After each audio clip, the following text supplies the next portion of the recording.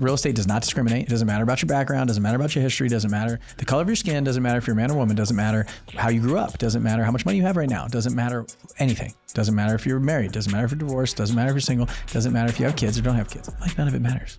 That's business and real estate. It's like, it's so cool. It's like you can pick your future. The problem is it takes some sacrifice. It takes some work. It takes some dedication, effort, passion. The question is, like, how bad do you want it?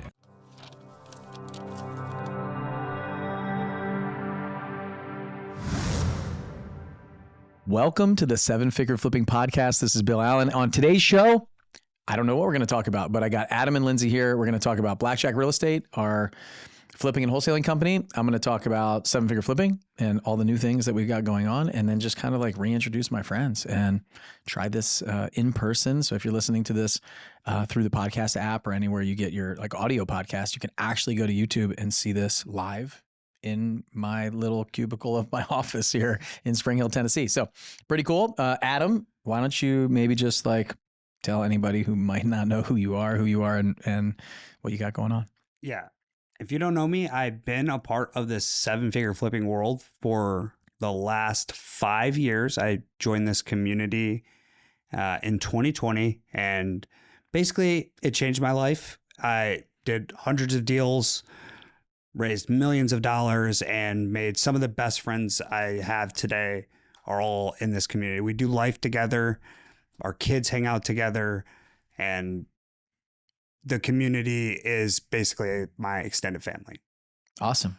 In 2020, so there's something going on in 2020. Yeah. We did lots of virtual events. There was like a global pandemic. Mm-hmm. I don't know if I can say COVID on the radio You'll or get canceled, I think. on YouTube. We'll see. I think they cancel you. Let me know in the comments if I can say that. I don't know if I can. And then if you say it in the comments, maybe they'll delete this video. So, we had this global pandemic, and it was really cool to see you come in. Actually, you came into the community, kind of like hit the ground running, just went all in, and you were.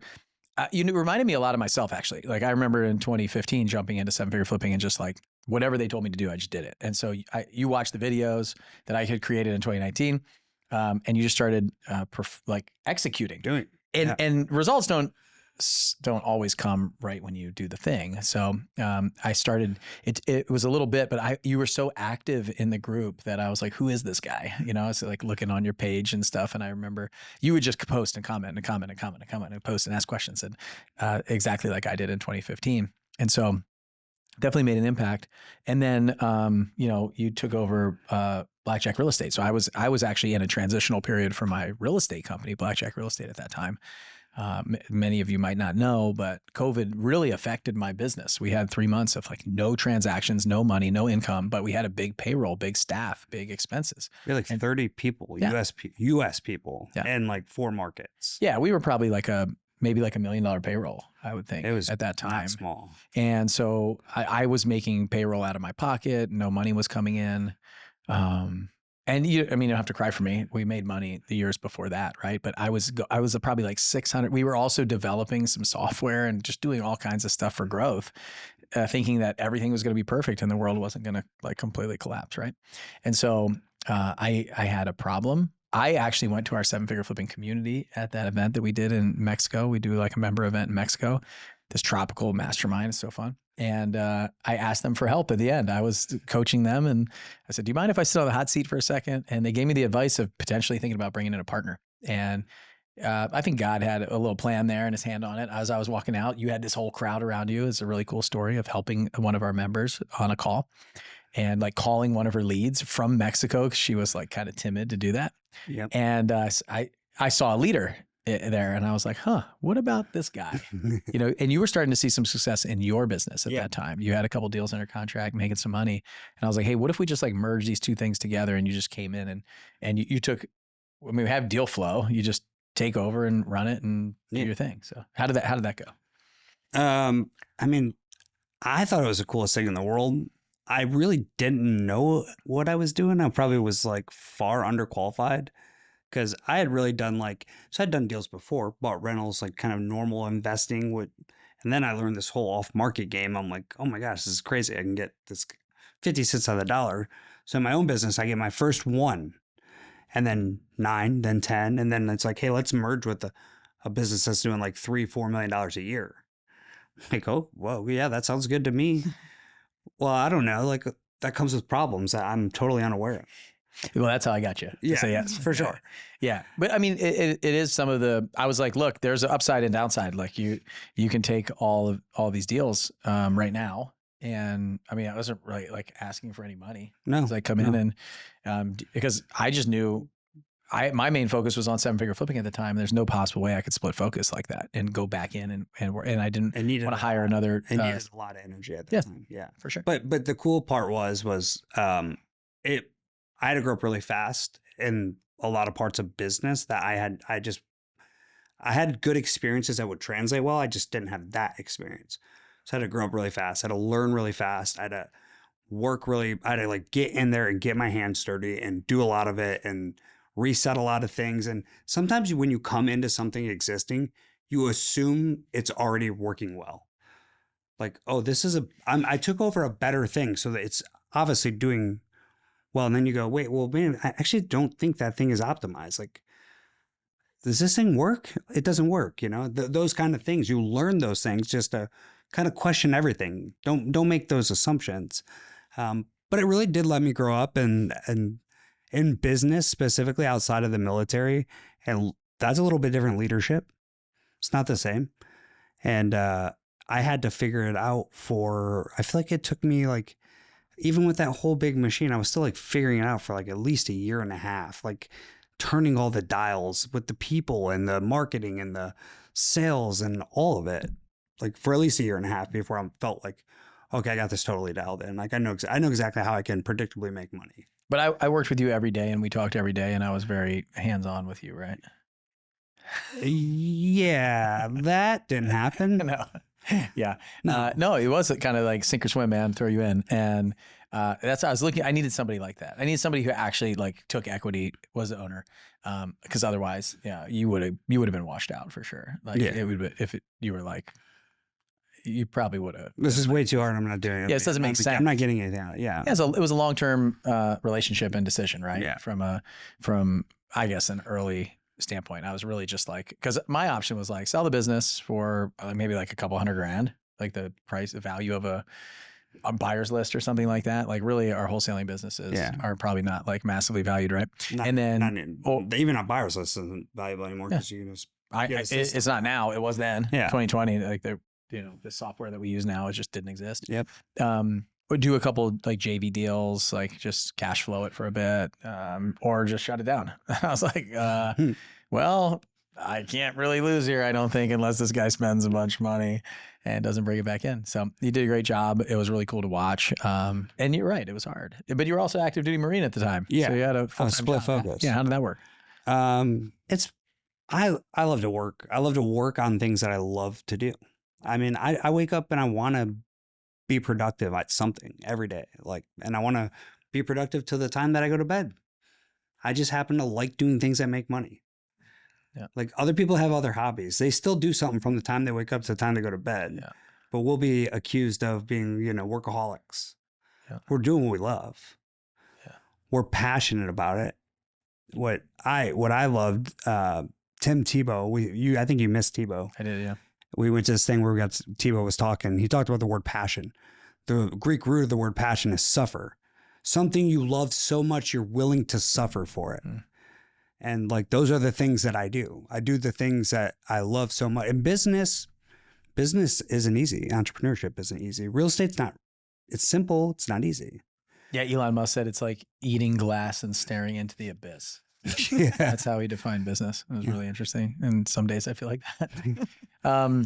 It's interesting because it's not about the money. It's not even about business for me, really. It's like, this is a challenge. It's like a puzzle. Totally. And so like every day I show up and like something's broken, there's something new, there's some like crazy thing going on. And I'm like, well, let me just see if I can fix it. and sometimes it's hard. I'm always growing. I mean, even today, challenging conversations, difficult things going on in multiple different areas. And I feel like I have to grow I have to step into an uncomfortable position to grow a little bit.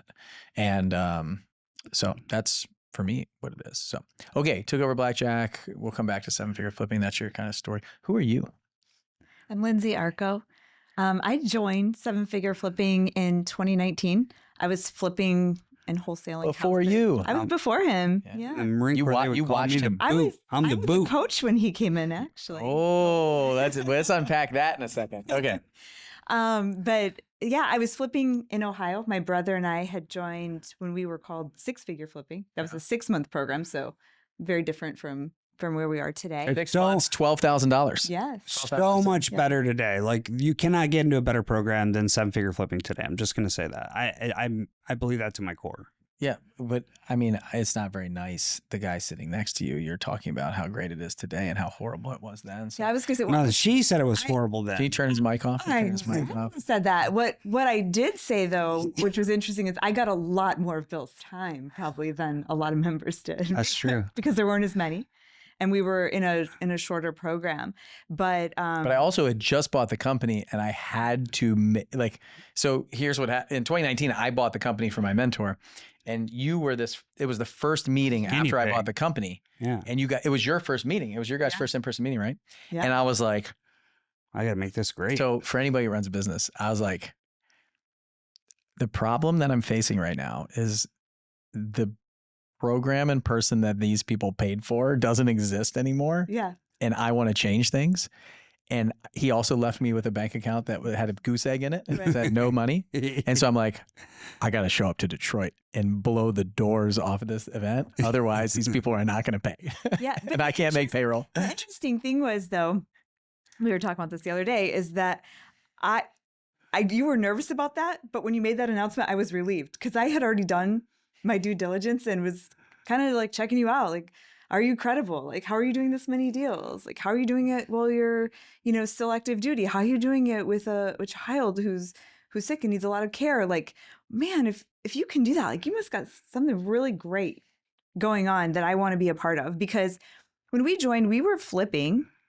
We weren't doing a bad job. I just knew that I wanted to scale fast, and it would probably take 2 to 3 years for me to figure that out on my own.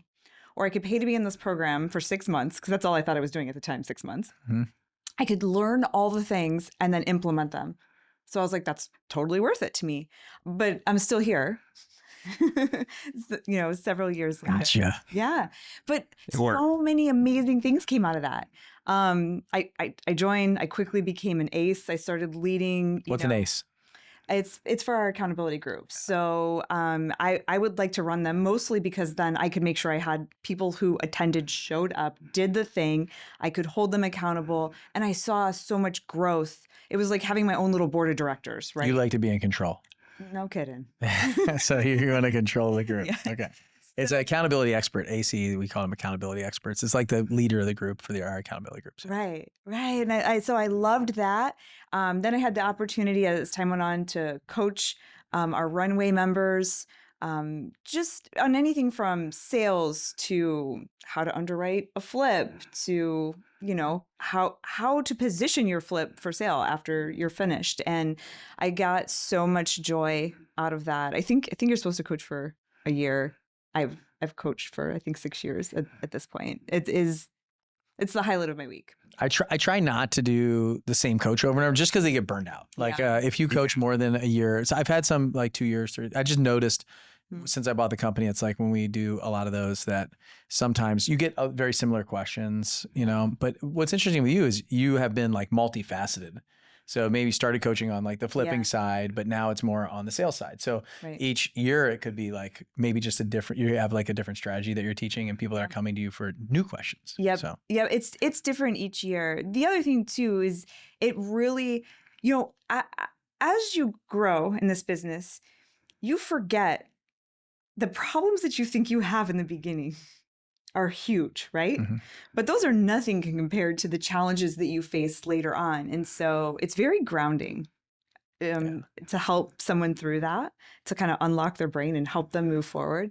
And it really fills my cup. So yeah. So what you're talking about right now is like when you get started, you have what it seems to be an insurmountable, unbelievable challenges that you can't overcome that fast forward even just 2-3 years down the road, you don't even think about it anymore. What's the problem? Like, Just do it. It's But- not even a blip on the radar. Yeah. Yeah. But what you don't want to do is you don't want to think. So if you're brand new, you don't want to worry about those problems 3 years from now that are going to be like 10 times bigger. So when I'm listening to you, I'm like, if I was a brand new person hearing that, I'd be like, these problems are big right now. I don't need any bigger problems in the future. But just what's interesting is you start to develop and you become like God's going to give you the problem that you can overcome right now. He's not going to give you the problem that you can't overcome and achieve right now. Absolutely. And you're not stepping into those opportunities aren't provided to you. You're not putting yourself in that position. So don't worry about it. Just like face the thing that's in front of you, slay that dragon, and you see what comes next. But it's really cool. The problem is when you're talking about coaching is like when you look back, it's really hard to remember that was hard for you. Right. Yep. And so a good coach has to understand and remember what it felt like. So that's another reason why I don't like coaches to coach for 5 or 6 years without moving up and coaching a higher level, Right. because it's really hard for somebody to do that. You're like, wait, that's so easy. Like just snap out of it. Like you have to be able to go back and remember what it felt like in that moment to be able to be a good coach. Well, what's interesting too, though, if you think about people watching this podcast over the years or watching YouTube or seeing all these things that you've done, they come into this world, they're like, oh man, Bill's got it going on. I want to be a part of that. They might think they want you to coach them, but they really don't need that. It wouldn't be as helpful as they think because you're chapter 10, they're chapter 1. Like, let me give you my chapter 3 guy who just went through all that. We'll crush it for you to help you. Yeah. Like you don't need Bill. You need he's on 10. You need his number 3 guy. This guy in chapter 3. Well, who just went through it. That's the best person to help you is the person who's just like a few steps ahead of you. And that's the cool part about our community, I think. And I'm sure some others are like this too. But to be able to like have some level of success and then want to reach back to help somebody. Yeah. It's like, I really do think our logo is like this person reaching up for help and this person reaching down to pull somebody up. And in the beginning, you're just looking up for help. And then it's not long after coming in, you're looking up for help and looking down to see who you can pull up. And that's really cool. And those are the kind of people that we all want in the community, right? So, Right. Okay, we can talk about this all day for sure. Sure. So you came in, I was really heavily involved in the group. I had moved to Florida for my W-2 job. And at that time, my brother and I, who we owned our business together in Ohio, he told me he really wanted to change the direction of the business. I wanted to scale and go crazy. And he said, I kind of want a better lifestyle. And so we decided that he was going to buy me out of that business and I was going to figure out my next move. So the really cool thing, we talk a lot about real estate, but I think what doesn't get mentioned a lot is this is the community that I have come to in all these different stages of my life. I've met my best friends in this community. My board of directors are in this community. And then all of a sudden, I was going to maybe start all over in a new market by myself. I had already great systems, processes, employees. And I was like, do I want to do that again? Like, should I do that again? Like, I'm not leaving real estate. I knew that. I relied so heavily on those people. I relied on you. I talked to you about it. And just pure magic. Adam made a Facebook post. I was like late night Facebook scrolling. And he said, who has a sales background and a finance degree? Something to that. Mm-hmm. I remember asking that exact thing. And I messaged him like, what are you looking for? What are you doing? And this is Chad King, by the way. Finance degree, sales background. I'm thinking, how do I get more Chad Kings? yeah. And so, hey, if you don't know, Chad is a guy who came in, a young guy. He was probably like 26 years old, came into Blackjack Real Estate, my company. Selling Xerox machines. Yeah, he was selling Xerox and he was selling for one of our members actually in 7-figure flipping down in Florida, in South Florida. And then he was moving to Nashville. And I was like, I don't need this like young kid. I know exactly what my salespeople look like. And met with him and we ended up hiring him. And he probably bought 400 or 500 houses for me over the next couple of years, probably next 3 years. He was phenomenal. One of the best salespeople and my partner in the multifamily space. We did the multifamily mastermind together for years. It's just a really cool dude. So. Yeah. So that's who we're. That's where my mind was. Look-alike audience. When I made that post, that's where my mind was. I was like, oh, well, maybe it's the finance degree. I don't know.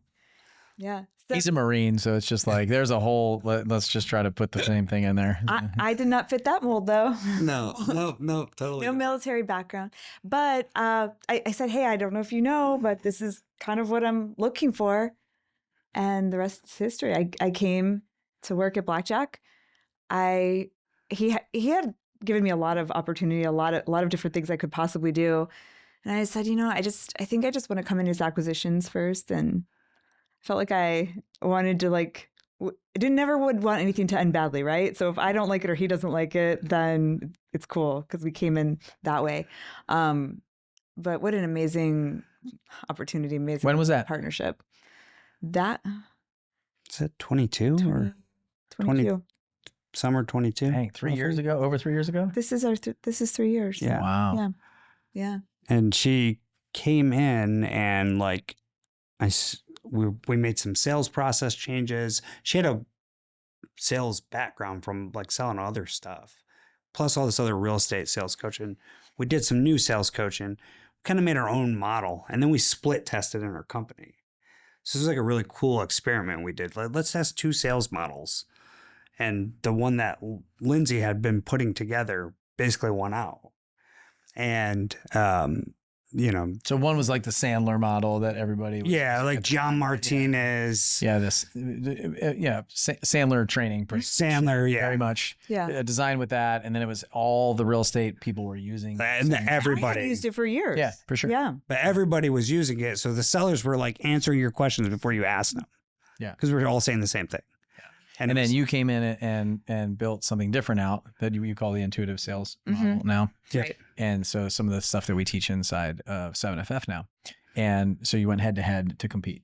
Yeah. And how bad did it win? It won. It was crystal clear, astounding. That's way better. We're going to do that. But then we had a bigger problem is that we had a team that wouldn't acclimate. So we have to turn everybody over because they don't want everybody? We turned everybody because they don't want we had change. one person on our entire team. No, they don't want change.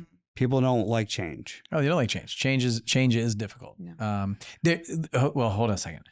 There's a small subset of the entire planet that loves change, thrives in change. And they're all three sitting at this table. 100% of what you're watching right now, thrives in change. You're like, oh, I get to go to a new city? Yes, I'm in. A whole new business? Fine, burn it down. Let me set up another one. We thrive in change, for sure. But that's a very, very small subset of the planet. And entrepreneurs typically fit in that mold. They're the 1 or 2%, right? The 99% crazy people. And then you have the other part of the world is typically the people that work for you that do not like change at all. Including I'm going to just move your desk from there to there. It's well, what? What's happening? Right. Yeah. Am I getting fired? No, I just want to move your desk, So things like that.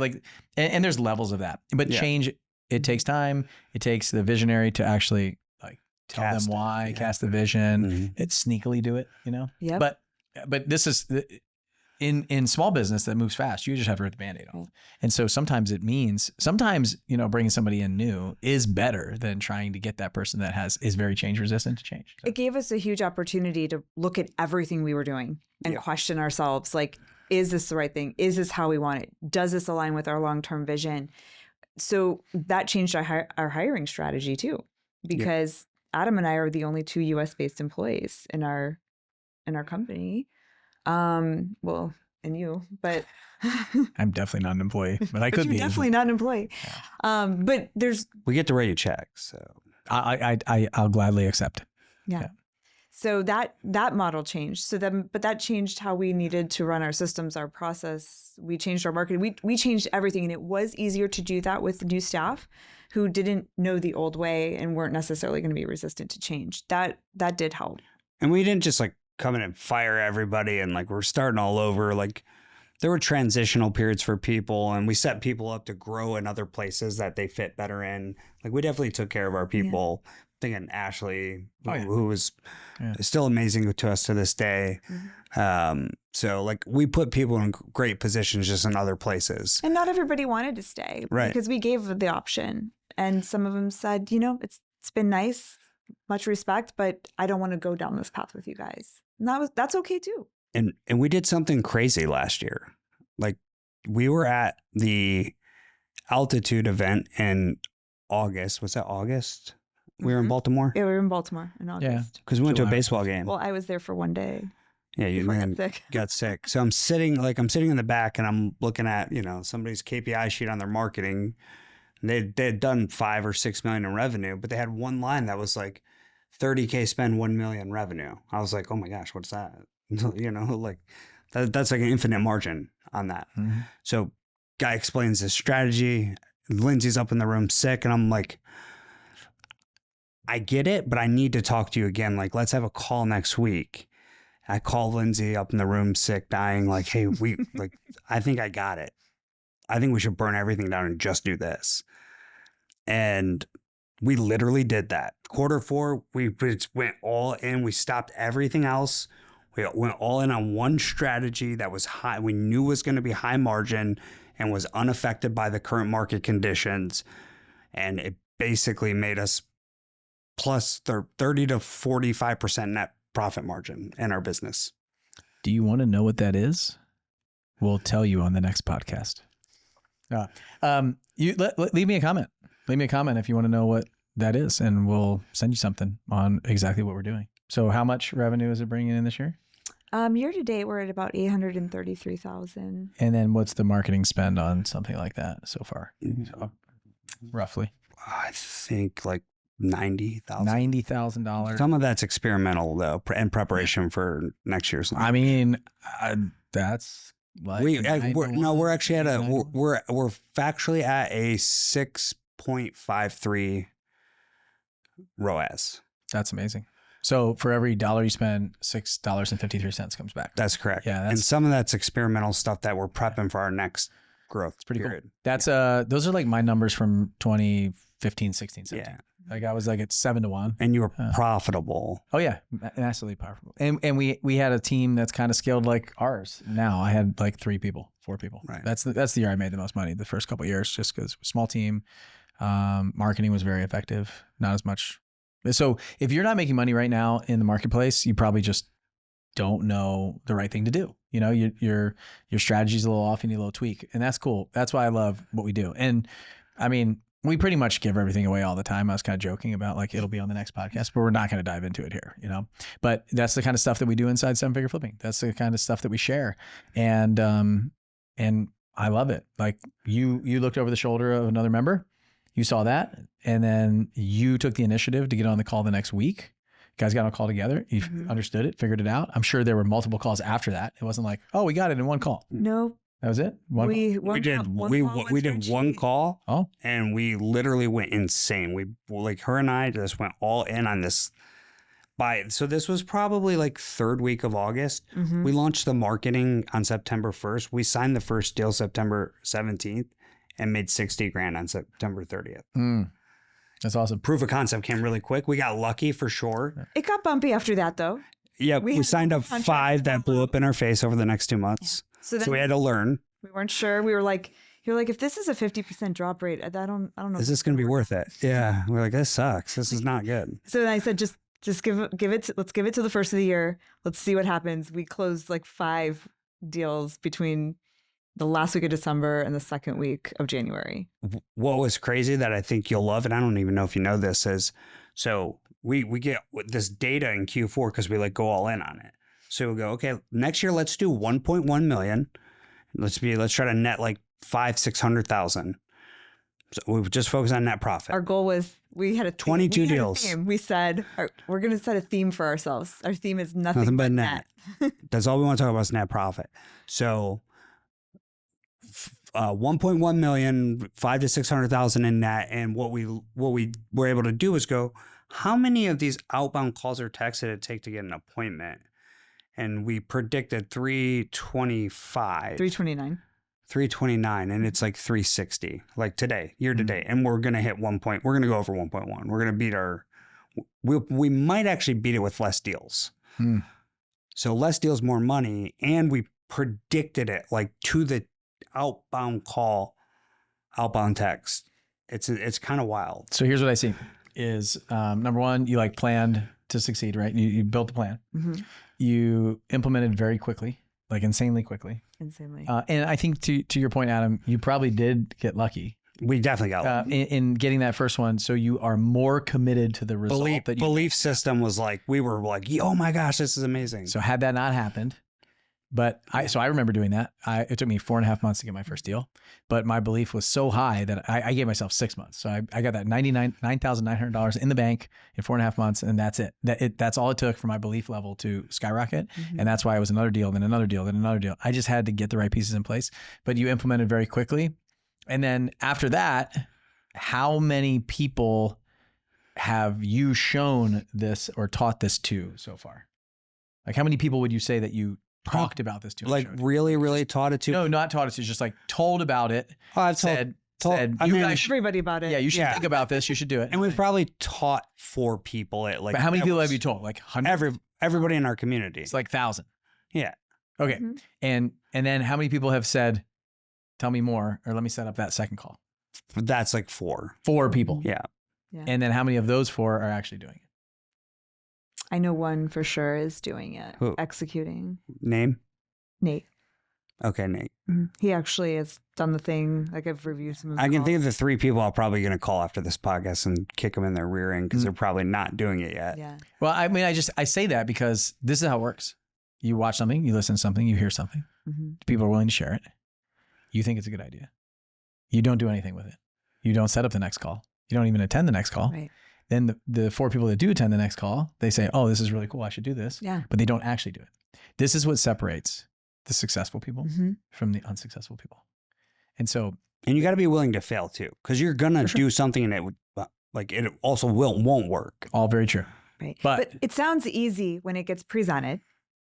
It's very easy to say, oh, Blackjack was doing this under Bill, and Blackjack was doing that under Adam. Blackjack's now doing this under Lindsay. Like whatever. But like when you actually find out like the work, the effort, the risk, everything that it takes to do it, and then you have to then go do that. There's very few people who are actually willing to do that part. The only thing that I would say is, so I agree with that. I think it's really important to note, but like, I don't understand why more people aren't like, let me go do this. Let me focus on the thing that's going to make me money. Mhm. I can tune out all the other noise and I'm just going to go do this thing. Oh, yeah.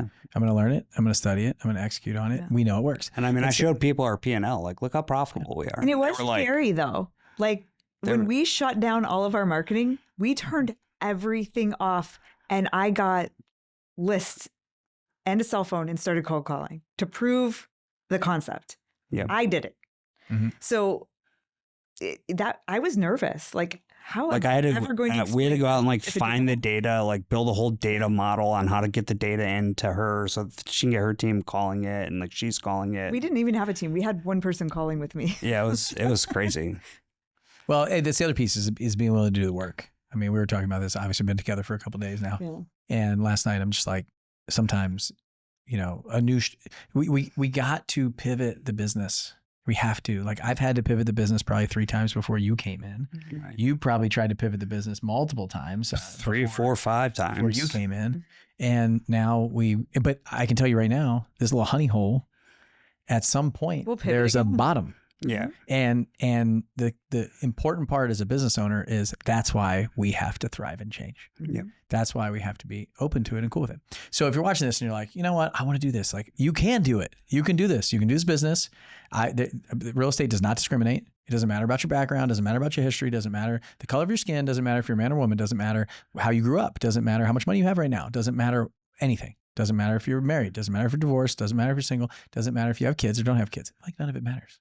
That's business and real estate. It's like, it's so cool. It's like you can pick your future. The problem is it takes some sacrifice. It takes some work. It takes some Passion. dedication, effort, passion, for sure. And so, the question is like, how bad do you want it? Do you really want it? Because I see people come into our community and we talk about this all the time. Like, are you interested or are you committed? Like, what are you? Because don't come in here. I mean, if you're interested, fine. Knock on the door, check it out, whatever. But like, if you're committed, You'll be successful. Like I promise you'll be successful. Like I can guarantee success. I literally feel comfortable guaranteeing I can get people success all day long. For sure. They're just willing to do what I tell them to do. And that's the other problem is if you're watching this on YouTube or you're listening to this podcast, you're going to be recommended another video right after this, or maybe right now. Maybe right now you're distracted, right? And the problem is you're going to go watch another video. You're going to go watch somebody else, some other guru, some other program, some other person that has a YouTube channel that's probably bigger than mine, right? And the problem is you're going to listen to half of what I say and you're going to half of what they say. And you'll get 0 results, maybe 10% of the results that you could get. And so I remember when I joined 7-Figure, I just went all in. I joined 7-Figure Flipping, go all in. I had Justin, I had Andy, went all in. Pretty much Andy was the teacher. All in on Andy's method, his model, everything. And I would maybe take a little bit of information from the group and stuff like that.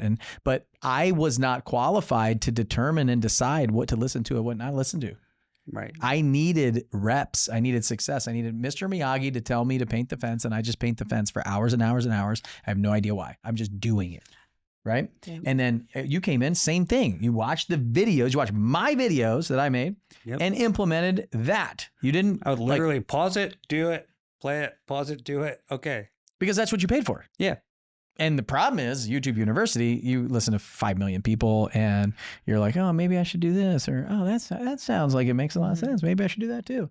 And then next thing you know, it's been a year and you haven't done a darn thing. You're in the same spot. Same spot. So stop doing that. Like either just listen to me and us or just listen to somebody else. But don't do half and half. You're wasting your time, your money, your effort, energy. And guess what? Nobody else is out there is going to tell you that. I'm probably the only one that's going to tell you that.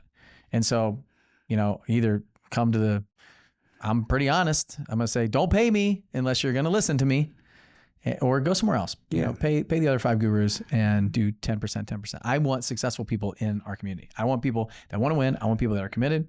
I want people that are serious about this. And I want people that want to change their life. And dude, we'll stay up all night doing that. Yeah. I mean, how late were you guys here in the office last night? 8:30. Like 9 o'clock? 8:30, yeah. 8:30. It's just like, we're just going to crank. But then we stayed up. And then we stayed up till like midnight. I stayed up till midnight talking about strategizing on other stuff. The mindset, what's broken in our members, like why were we successful and other people aren't? Like what is the DNA of that, right? And so, what do I do? What do I actually do? How do I help people? That was a big conversation last night. Tell me this, because you've evolved in your thought on this particular topic. Like you're telling them right now, pick a person that you believe in, follow that thing, commit to it, and do it. But they're also like reading all these books, and it's a problem. Also a problem. Right. So put the books down. Only pick up the book that's going to solve the problem that you have right now. Read that book over and over again until the problem's solved. Sure, what you want to do. Because some of these guys are thinking about commercial. They're thinking about retail. They're thinking maybe I'll be an agent. Maybe I'll be a house flipper. Maybe I'll do wholesaling. They said that doesn't cost any money. Yeah. Yeah, you're asking me what they should do? Yeah. Yeah, just pick one and do it. That's like the literal only solution is to factually pick one and do it. More information probably is not going to help them. Yeah. I mean, if you look at all that, you're going to dabble in some of it. You're never going to be fully committed. You're always going to wonder if that next thing. So for me, like I started as a flipper. I was like, oh, flipping houses looks really cool. I watched the TV shows. Like I was addicted to the house flipping TV shows. Yeah. So I'm like, I'm going to flip a house. I flipped a couple of houses and then I met Andy and I was like, because I thought wholesalers were garbage, like trash. The wholesalers that I like met at RIA meetings and stuff, they just seemed like super slimy to me. And then I met Andy McFarland, who was like, I would say the only ethical wholesaler I'd ever met at that time, which, I mean, there weren't a ton of wholesalers, but, and then all the noise and all over the free forums of like wholesaling's garbage. And I met Andy and I was like, oh my gosh, this guy's like a really good guy.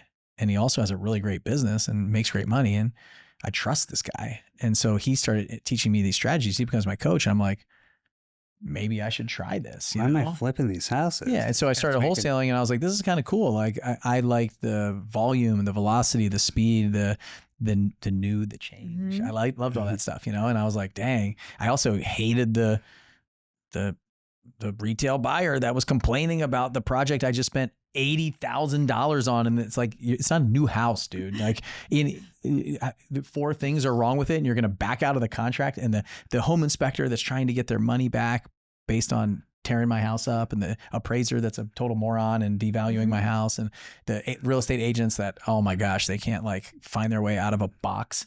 And so it's just all that stuff was pissing me off. And I was like, oh, maybe I'll just do this like B2B thing. Business to business was way more interesting. So I did that. And then it was like, oh, I have a tax problem.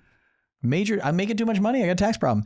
Maybe I should like do some of this commercial stuff. Yep. We get the big depreciation. And so then I started like learning some of that. And then I don't want to learn how to underwrite a big commercial building and all this stuff and manage it and like deal with it for the next 10 years. I was like, I've been raising money. I just want to do that. How can I get involved? And so I would just say like the strategy changes over time. Just pick the one that you think is probably, and I'll give you some advice. I'll give you some actual tactical advice. If you're good with like project management and details and stuff like that, like be a flipper. Like, and if you love to turn something ugly into something nice, if you can, that's great. Be a flipper. If you love marketing and sales, be a wholesaler. Like that's how I would pick. If it's just, I prefer one to the other. Like I like spreadsheets, Gantt charts, and project management, and dealing with like some of the contractors and stuff like that, managing like a puzzle. Then they're both kind of puzzles, but then I would be a flipper. If I'm a great marketing and salesperson, I have a sales background, I would just start in wholesaling. And because you got to close the deal direct to the seller. A wholesaler has to get the deal cheaper than anybody else to make money ethically, by the way. Once you get into one and you perfect it, and you become really proficient at it, it's too difficult to then pivot and move into another area. I flipped for the first 5 years, and Blackjack was the acquisition, wholesaling company. So, which I think is dead, by the way. I think wholesaling is dead right now, dead in the water. Yeah, I mean, not enough margins. So you have to create margin.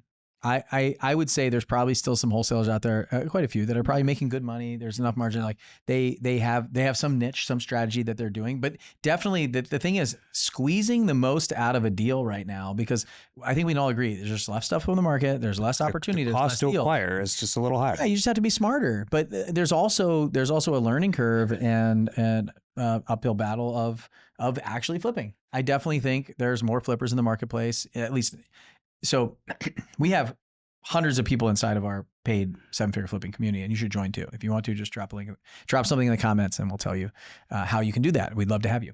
But inside the marketplace, we know when it's over time. I've been doing this for like 11 years now. 83%. It ebbs and flows, and I can always tell what is the best strategy in the marketplace. So people are like, oh, what should I do now? Tell by the percentage of people that we have in our paid community. Right now, if it's 83% flippers, but it was like 80 or 90% wholesalers for many, many when years. I joined, it was. Yeah. And so people come in and be like, oh, this is a group of wholesalers.